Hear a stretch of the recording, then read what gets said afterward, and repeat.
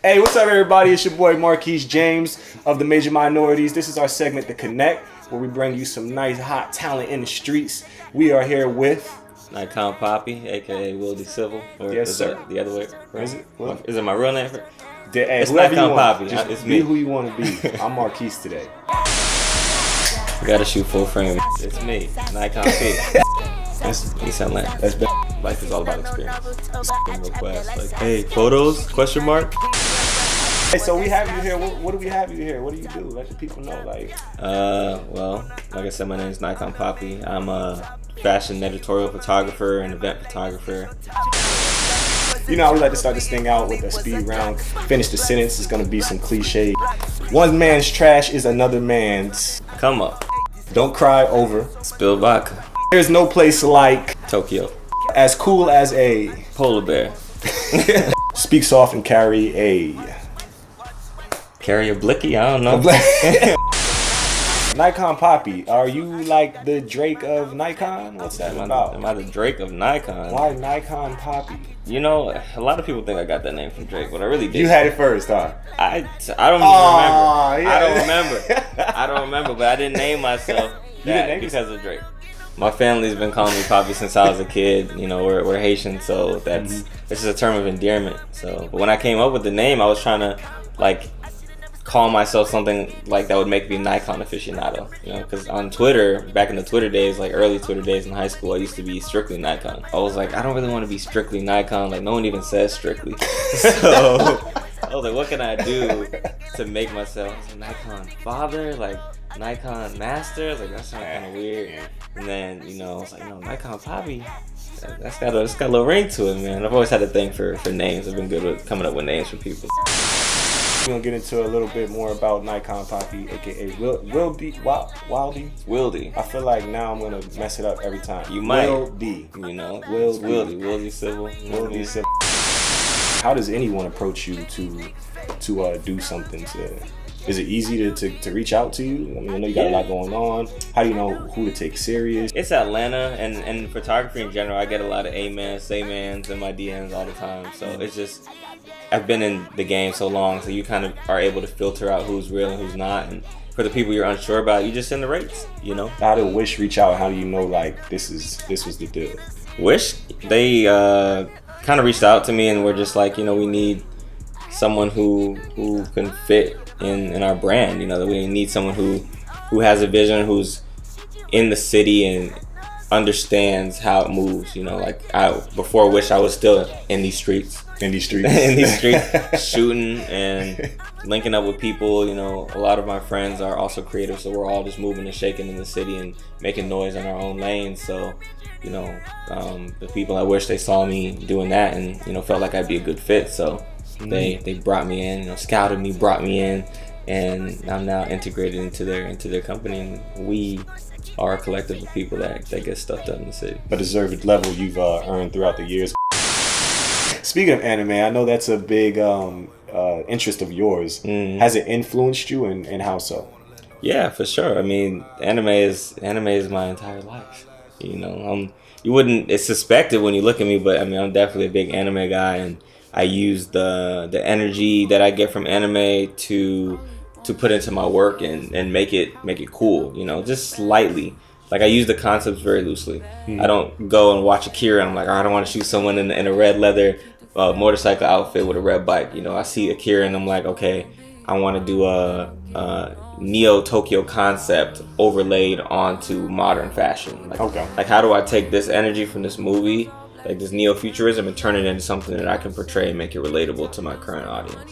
Energy is big. I love the way you said that. That was very well spoken. Thank you. Put it together. Because I'll be feeling the same way, but I don't know how to articulate it. What's your favorite animes? My favorite anime is Hunter x Hunter.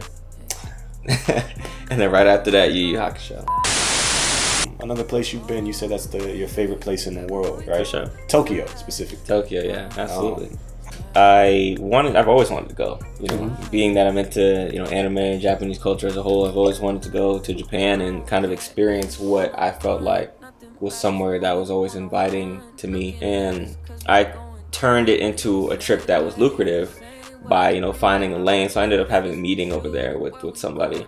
What'd you learn from Japan? What did I learn? What did Japan teach you? Oh man, I learned so much, but more so not practical knowledge, but really like the feel of things, you know, the way that they operate their city, seeing how people treat each other, treat me, you know, treat what I do was completely mind-blowing, and it really pushed me to another level in terms of, okay, this is like a standard I need to reach. If all you're around is the same East Atlanta, you know, nonsense, you can't really elevate and you can't expand. Yeah. Even if you're right at the stretch of the box as wide as you can go, you're always going to be in that box. But once you go to another place like that, especially a place as forward thinking and, you know, amazing as Tokyo, you'll change, man. Your mind will change. Everything will change.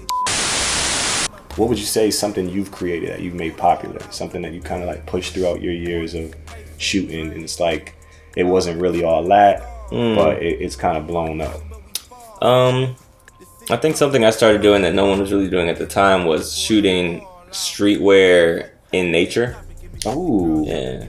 So I've kind of stepped away from that a bit to kind of move towards my more minimal lifestyle vibes I have with my work now. But when I was shooting early on, I was shooting a lot of like streetwear and even upscale wear sometimes in nature, like around trees and greenery, like waterfalls and stuff. I'd bring that to. That's big contrast. Yeah, the contrast was what made it interesting, you know, and the colors as well. So yeah, now, but people bring, you know, streetwear to the jungle everywhere, all the time. That's the vibe. But back then, nobody was really doing it. Everybody wanted to be on the brick walls and the graffiti, and I wasn't really feeling that, you know. In your Voyage interview, you spoke of finding multiple streams of income. Do you have any advice to our guests or to me of different ways to monetize your craft? It's really important to be versatile.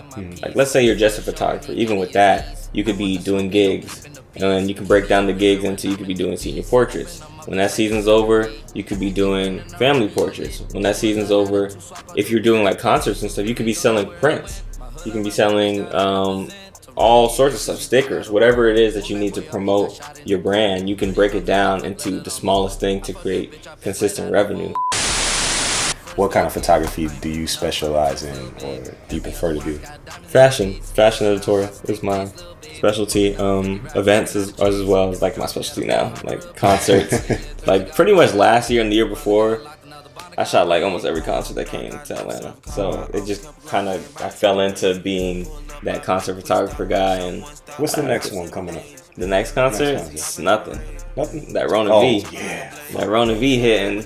All my concert people are gone. They're not coming Everything's anymore. getting reset, man. It's like it's time to hibernate and build your shit up, get your muscle right for when everything pops back out. It's true. Everybody's quiet now. Well, I'm happy you pushed that past, you know, and decided to maneuver the streets to get here, dodging all the V's and the C's. And I got the hand sanitizer in the car, man. Amen. You know, all that. You wrap this thing up. We like to do another speed round. It's an either or would you rather situation. So, would you rather? It also kind of sounds very domineering, so I ain't want to be on that side of the industry. Would you rather eat a giant bug or get stung by a bee? Probably gonna go with the bug, just because I'm not trying to get stung. Would you rather have no electricity or no indoor plumbing? No plumbing. Would you rather be 3 feet tall or 9 feet tall? 9 feet. Would you rather go out in infamy or go out nobody knowing you at all? Can I still be successful? Man, that has been The Connect with your boy Marquise James and NikonPapi. Yeah, we appreciate you coming, man. Thank you. Hey, God bless. Appreciate you. Smoke more crack, baby. Smoke more crack.